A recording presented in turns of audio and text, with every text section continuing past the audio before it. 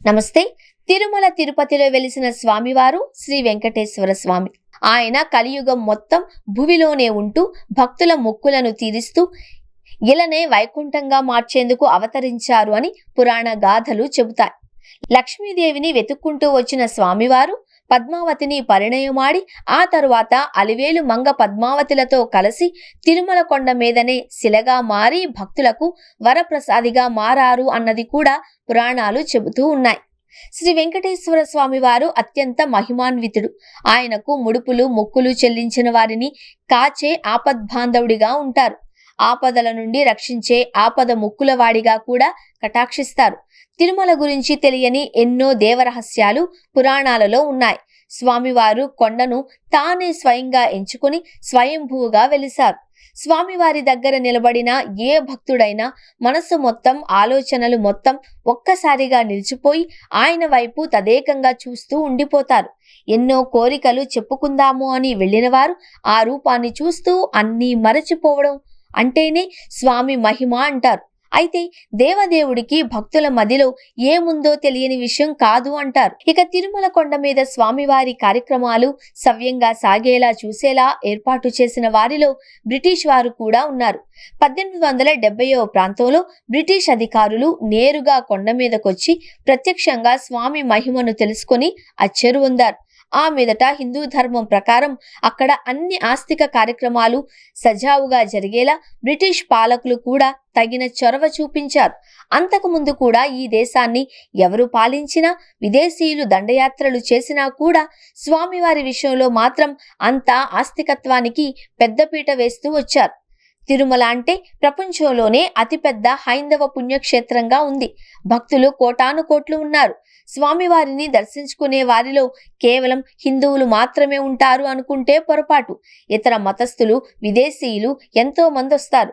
స్వామి లీలలను తెలుసుకొని భక్తితో 2 చేతులు జోడించి ఆయన కృపకు పాత్రులవుతారు.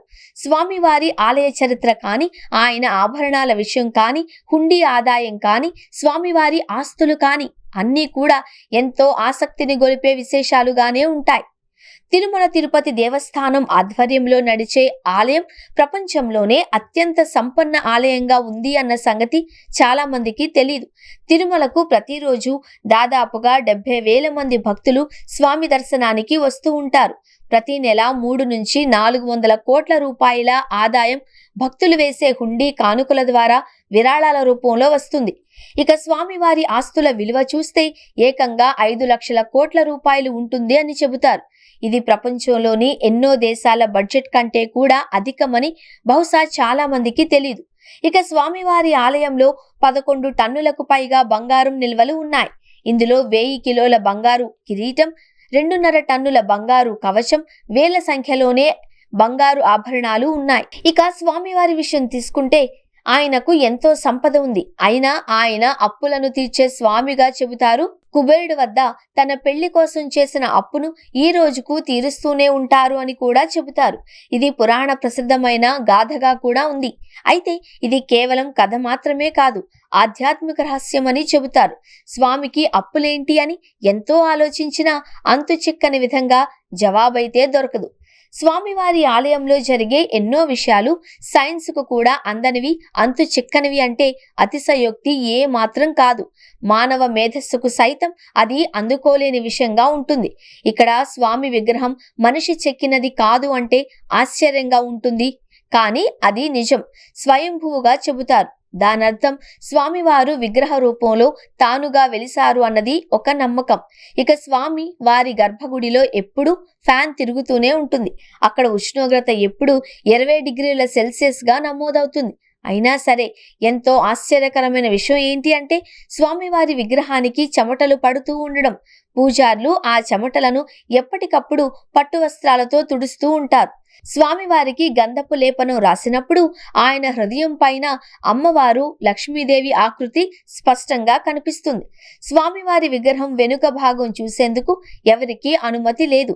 ఇంతకీ అక్కడ ఏముంది అంటే కొన్ని సొరంగాలు ఉన్నాయని ప్రచారంలో ఉన్న విషయం.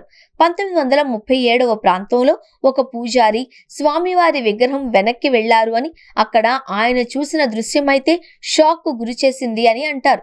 మరి అక్కడ ఏముంది అన్నది ఈ రోజుకు అంతుచెక్కని విషయంగానే ఉంది. స్వామివారి మరో రూపమే లడ్డూగా చెబుతారు. భక్తులు దానిని ఎంతో భక్తి ప్రపత్తులతో స్వీకరిస్తారు. లడ్డూకు ఉన్న పవిత్రత ప్రాశస్త్యం అలాంటిది. మరి స్వామివారి ఆలయంలో ప్రతిరోజు దాదాపుగా 5 లక్షల దాకా లడ్డూలు తయారవుతాయి. తమాషా ఏంటి అంటే అన్ని లడ్డూల రుచి, బరువు విషయంలో ఏ మాత్రం తేడా లేకపోవడం. అన్నీ ఒకేలా సమానంగా ఉంటాయి. లడ్డూని తయారు చేసే ప్రతి వస్తువు ఆలయానికి 23 కిలోమీటర్ల దూరంలో ఉన్న ఒక రహస్య గ్రామం నుంచి వస్తుంది. అక్కడ వెళ్లేందుకు ఎవరికీ అనుమతి లేదు. అంతేకాదు ఈ రోజుకి ఆ గ్రామంలోకి ఎవ్వరూ వెళ్లలేకపోయారు అంటారు. స్వామివారి ముందు వెలిగే దీపమైతే అఖండ జ్యోతిగా చెబుతారు. వేల ఏళ్లుగా అది అలా ఆరిపోకుండా వెలుగుతూనే ఉంటోంది అని కూడా అంటారు.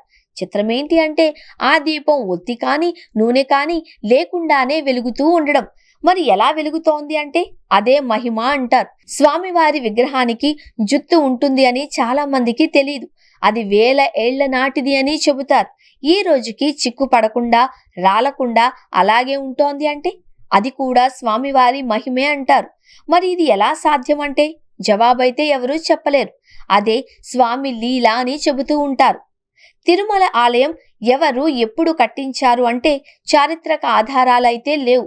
ఆలయ వయస్సు ఎంత అన్నది 1987లో archaeological department of India carbon rating ద్వారా ఆలయ వయస్సును కనుగొనే ప్రయత్నం చేసింది.